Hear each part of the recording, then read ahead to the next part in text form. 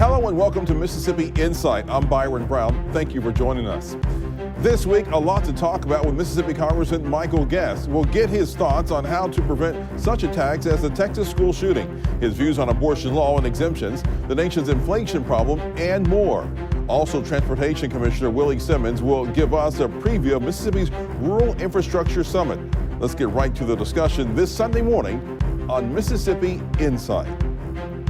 Joining me now in the studio is Mississippi's 3rd District Congressman Michael Guest. The Republican represents parts of Hinds and Madison counties, all of Rankin County, and other counties from Oktibbeha in the northeast to Pike in the southwest. Congressman Guest, welcome back to Mississippi Insight. Byron, good to see you again. Let's get right into what we're talking about, the national debate over gun violence and what happened this week. This all follows the mass shooting at a grade school in Uvalde, Texas. 19 children, 2 educators, and an 18-year-old gunman himself, all dead. What are your initial thoughts on this latest mass shooting that happened and what we can do to prevent it? You know, the circumstances surrounding this shooting very similar to the Luke Woodham shooting that happened in Pearl High School in 1997. I was actually in the DA's office the day that shooting occurred.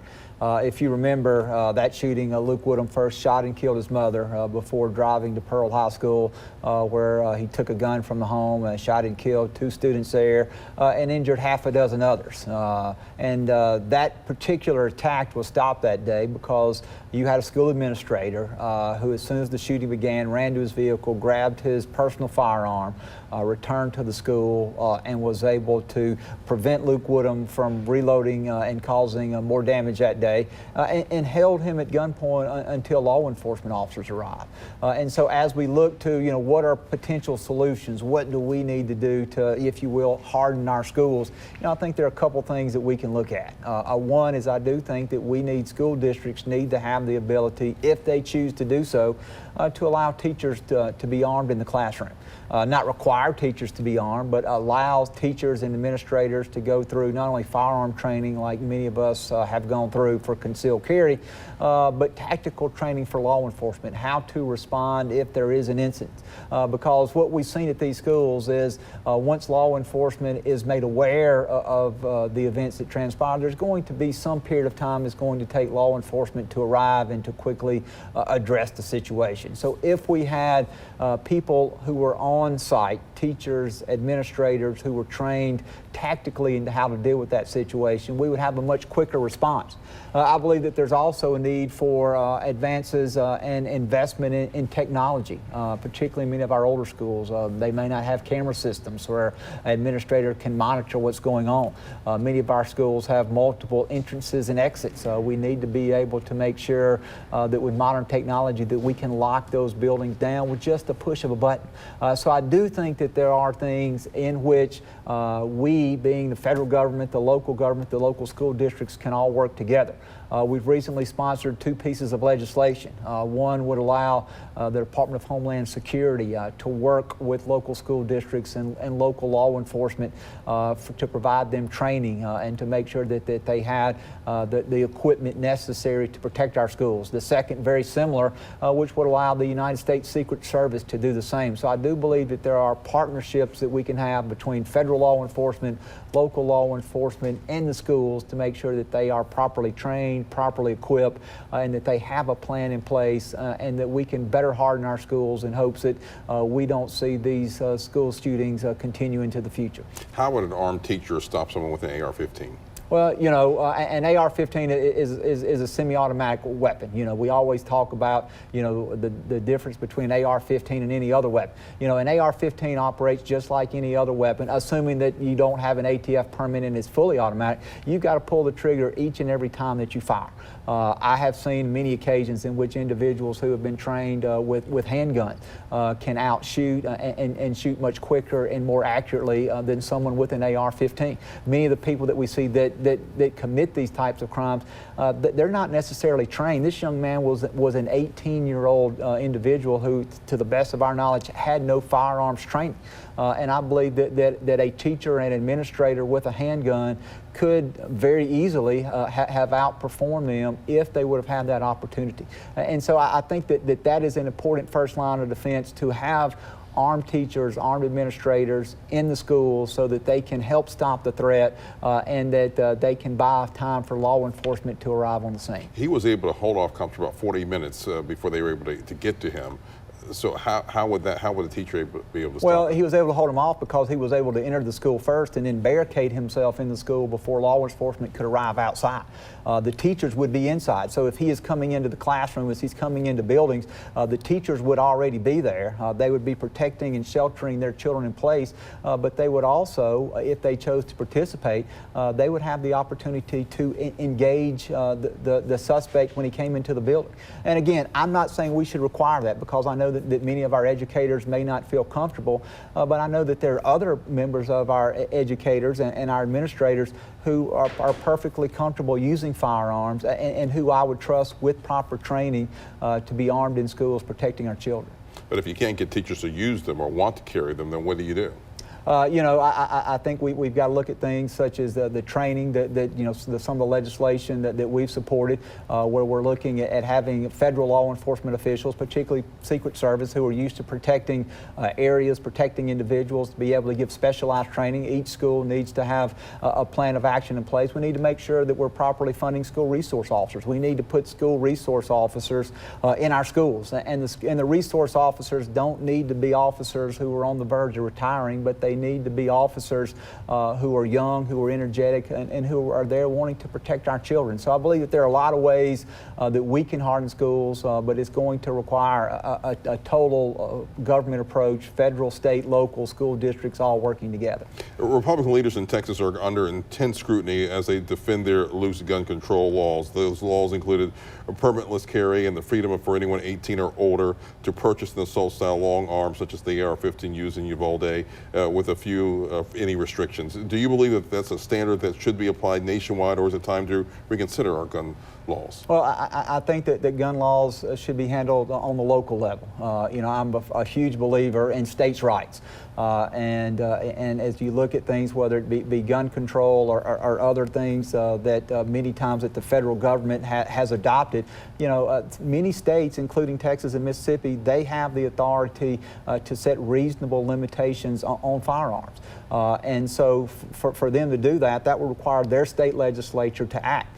To require Congress to act and to set a one-size-fits-all model as it relates to gun control, I don't support that. I believe that the Second Amendment is something that we should honor and respect, just as when we're looking at passing laws that may deal with anything from First Amendment, freedom of religion, freedom of press, freedom of speech. You know, those items are protected under the Constitution, as is the right to keep and to bear arms. And so if we're looking at things that Congress should impose, I believe that those restrictions are best imposed by the state. Each state legislature should have that ability, and they do have that ability for reasonable gun restrictions. What good is it to have strict gun laws in one state and maybe loose strict laws in another state? How would that help? Well, you know, I've not seen any instances to where an incident of a mass shooter that someone has obtained their firearms from other states and have brought those firearms from a state with less restrictive gun laws to more restrictive and committed an act of mass shooting. Now, I'm not saying it hasn't happened, but I've not seen any evidence of that. And so again, you know, when people start talking about gun control laws, you know, I think that people again have to remember that the Second Amendment was put in place to allow Americans to have the right to legally possess firearms. And so this will be a discussion I know that they're having in Washington this week as the Senate is in session. It will be a discussion that in Congress that we continue to have over the days and weeks ahead. But I've not previously supported gun control measures, and I don't believe that there will be a situation in the future that I will support federal gun control legislation by the United States Congress. A new poll by Morning Consult and Politico finds overwhelming popular support for some gun control measures. 88% of respondents support background checks on gun sales, 84% support red flag legislation, and 67% support a ban on assault-style weapons. Would that sway you any all that the public supports some kind of, particularly when it comes to assault rifles? And we do currently have background checks. I mean, if an individual is going to purchase a firearm from a licensed gun dealer, then there are background laws and checks that have to be run by the ATF. So some of the things that they're talking about there in that poll are currently things that are in place now based on some of the federal statutes that have previously been passed. And so, you know, we do have some of those things, some of those safeguards that were mentioned there, and even with those, you know, we still continue to see that there are individuals who will misuse firearms, but we know that this is something that is not new. Again, we reference back to the Pearl High School shooting. In that case, you know, it was a personal weapon that his mother had, not an AR type of assault weapon. It was a hunting weapon and a pistol. And so, you know, regardless of the type of weapon, you know, I don't think we should outlaw one class of guns or the other because you can cause just as much destruction with something such as a handgun as you can an AR type of assault weapon. Well, those background checks aren't for private sales. Should that be on private sales as well? No, I don't believe that. If a purchase between two individuals, we talked about H.R. 8, which is legislation that was passed out of the House earlier last year, legislation that I did not support. I think it puts an unreasonable restriction or burden to try to have to make individual gun sales to meet the same background checks as we currently see by licensed gun dealers.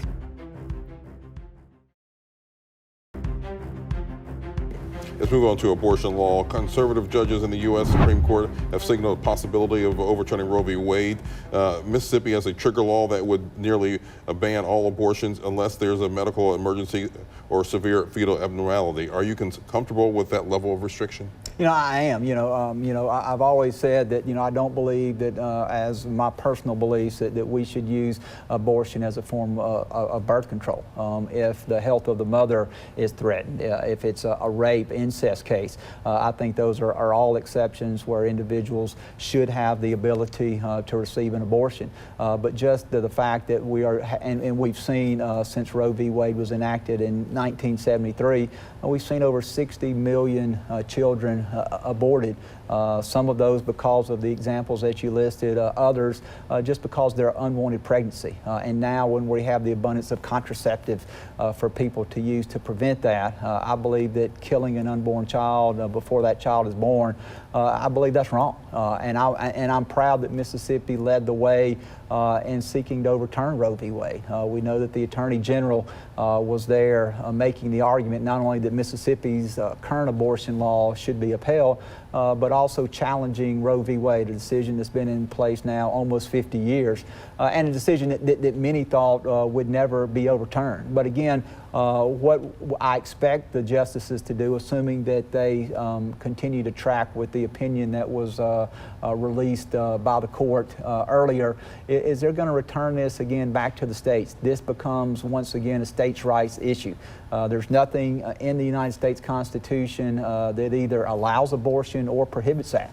This should be something that should be done legislatively, and again, I think that what we're going to see is that our Supreme Court is going to return this decision back to state legislators, and they're going to be able to make a decision. And the laws in Mississippi won't mirror the laws of other states. They won't mirror the laws of, say, a liberal state like California. They may not mirror the laws of even regional states such as Louisiana, Tennessee, Alabama, or Arkansas, but each state through their elected representatives will have the right to be able to set reasonable restrictions on abortion and be able to protect life. And so I think that this is the right decision. I think that this is in following the Constitution. I know that in the draft opinion that there were 5 justices that seemed to be in favor of that at the time the draft opinion was issued, 3 that were dissenting of that. And Chief Justice Roberts had not weighed in at that point. And so it would be interesting to see, assuming that all the justices hold firm in their previous opinion on this issue, where does Chief Justice Roberts fall into this? Is this going to be a 5-4 opinion, a very closely divided opinion, or will this be a 6-3 opinion? If it's 5-4, and if there's a shift in the court from a conservative court to a more liberal court, we could have the issue of abortion resurface again. And so I think that it's going to be key to watch not only one, what is the final opinion issued by the court, but what is the numerical breakdown of the justices that are either in favor of overturning or keeping the law as it currently exists. If this comes back to the states, will Mississippi allow abortion considered for rape and incest, or what do you see happening there? You know, as I understand, I think currently Mississippi does allow abortion. I know for rape, I'm not sure for incest. I think that they also allow abortion for the health of the mother. So I know that at least those two. I've not looked into our current state law as it exists to rape, but it would be something that I personally would ask the legislature to consider listing that as one of the potential exemptions that would allow a mother to be able to seek an abortion. Yeah, I understand that 2018 trigger law does not allow for rape or incest right now, but you would want that to be changed. I would, yes. If you ask my personal opinion as to, do I believe that in health of the mother, rape or incest, that those should be exceptions and that mothers should be allowed to seek abortion in those cases, my personal view is yes. Let's talk about the baby formula that supplies nationwide. We're down about 43% at the top of the month. What is this? Why is this issue so important to you? When we had the facility shut down in Michigan, an Abbott facility that produced roughly 20% of the domestically consumed baby formula, we've seen that has caused supply and demand issues. That plant is currently in the process of reopening. There were some internal things. They had produced some formula that had caused 4 babies to be sick, 2 fatally. And so they were having to go in and make sure that there were the proper protections in place.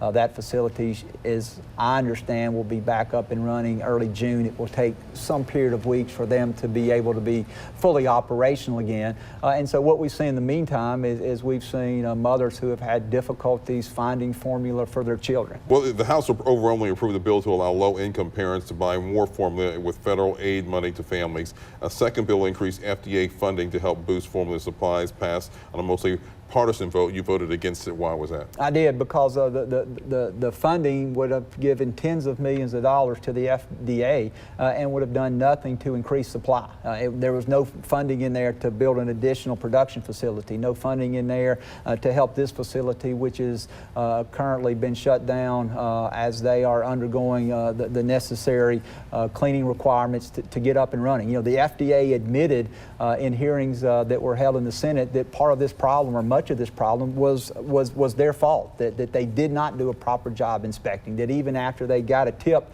that there were things going on in this plant they need to look at, that they failed to act. And so my question is, why are we going to give tens of millions of dollars to an agency that is not currently using the resources that they have now? And there was no guarantee that the FDA would have used this money particularly to deal with this crisis. The FDA could have used this money and put it wherever they wanted to. Move on to inflation. It remains a huge point of concern across the country, and the inflation rate does appear to be moderating a little bit according to the latest consumer price data.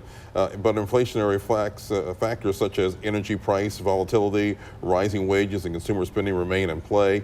What do you and your fellow Republicans propose to do to curb inflation? I think the driving force behind a lot of the inflation that we're seeing right now, as you mentioned, are energy prices. A lot of that relates to gas prices. As people are going to fill their car up over this Memorial Day weekend, they're probably going to be paying more than they ever have to put that gas in their car. And it not only affects the pocketbook of all Americans when we go to the pump, but it affects the price of everything that we purchased. We know that earlier in the year we saw inflation was at a 50-year high at 8.5%. We've seen that this inflationary concern has also impacted the stock market. Last week the stock market reached levels where the stock market is now within the definition of a recession.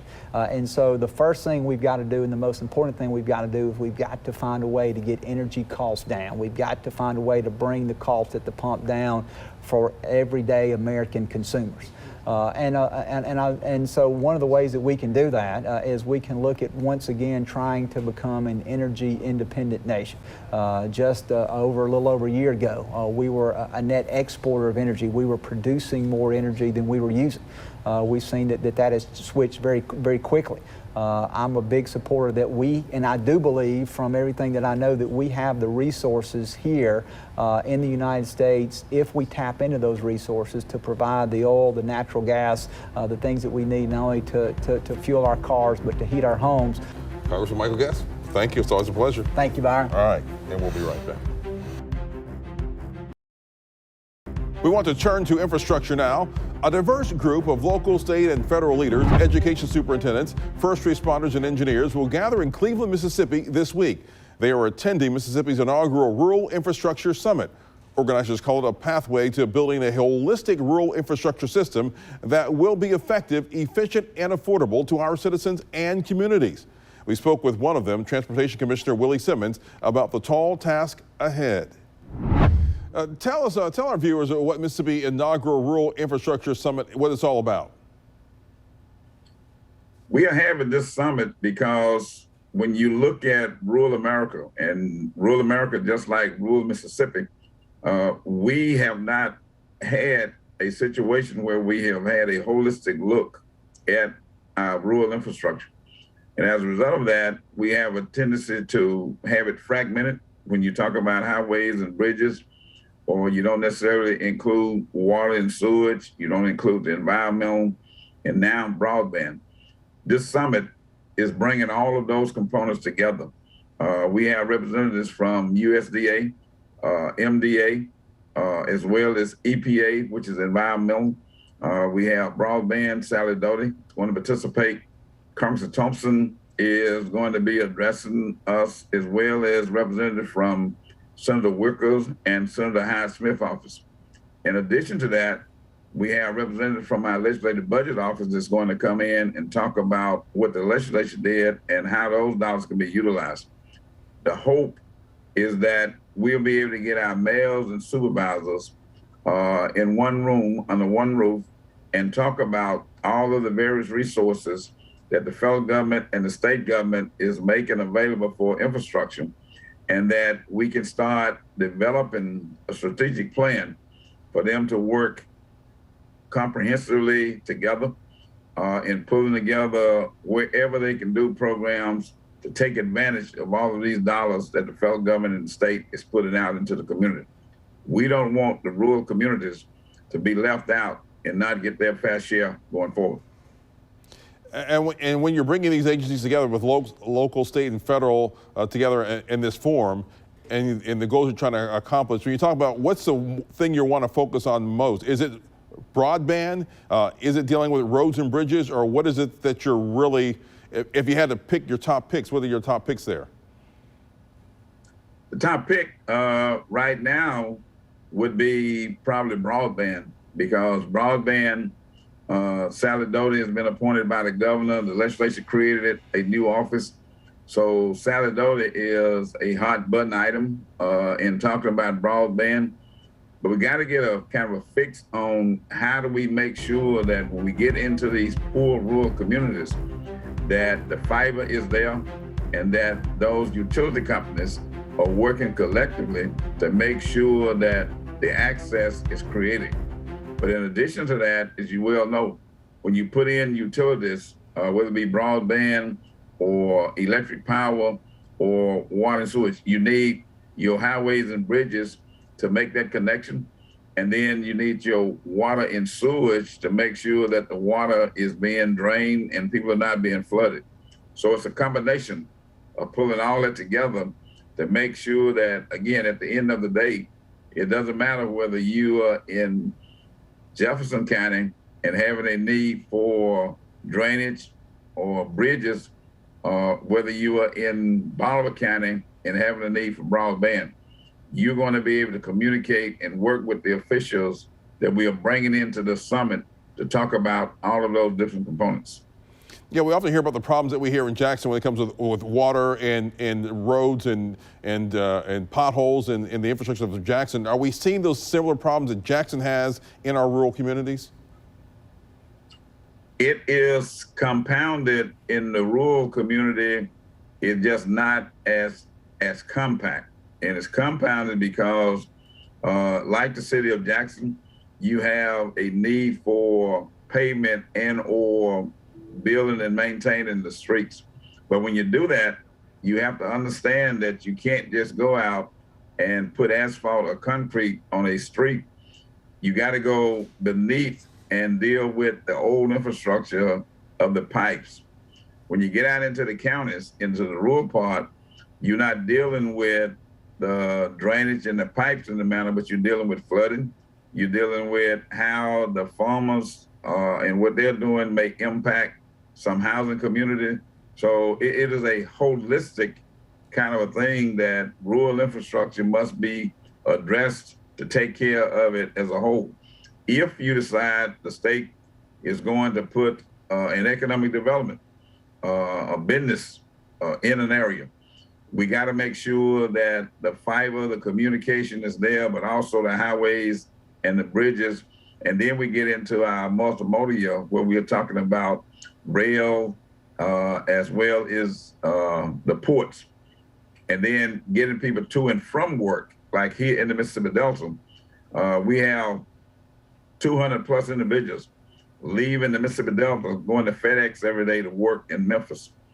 Those individuals have to be transported, and public transit is beginning to play a role in making that happen. So we have a global kind of a look at infrastructure in the rural part of the state and how we connect it, and why the federal government is putting a lot of money into the area. Like, we anticipate at some point probably getting $1.7 billion for broadband. Department of Transportation is going to get $1 billion+ for new infrastructure. EPA has a significant amount of money, and USDA is just kind of rolling in dough, so to speak. So we're bringing all of those components together, and we're going to be meeting directly with the mayors and the boards of supervisors to talk about every aspect of infrastructure in rural Mississippi. How can people learn more about the summit and its works? And is it going to be open to the public, or is this going to be just for those who are the officials there to attend? This particular section is for the mayors and the supervisors, the engineers and county administrators, because we are bringing in the federal and state officials who have the resources. And we wanted them to be communicating and networking and get an understanding what's going to be the requirement. You know, like, there are a couple of things that we really want to say to the local communities and the mayors and the board of supervisors, especially our mayors in small towns, is that there may be match money that is needed in order to acquire some of those dollars that's coming from USDA or the broadband. We want to teach them where those dollars need to be matched and what funds they may be able to utilize to match. The other one is very, very important, is that the federal government is going to require, and we the state are going to require, that if you obtain some of those funds, then your audits, your books are going to have to be current. We want to make sure that our mayors understand that, and they are getting ready to access those dollars, because we can have $1 billion on the table for them, but if they don't meet those requirements, being able to match, and they don't meet the requirements, it's having their audits complete, they may not be able to participate. Good information. Commissioner Willie Simmons, always a pleasure talking to you. Thank you for the information and for joining us this morning. Byron, thank you for having me, and please encourage our citizens and the mayors to participate. Thank you. Big thanks to Congressman Michael Guest and Commissioner Willie Simmons for joining us this week. We're back next weekend with more of our political and current affairs coverage that you demand from all of us here at 12 News. Make it a great weekend.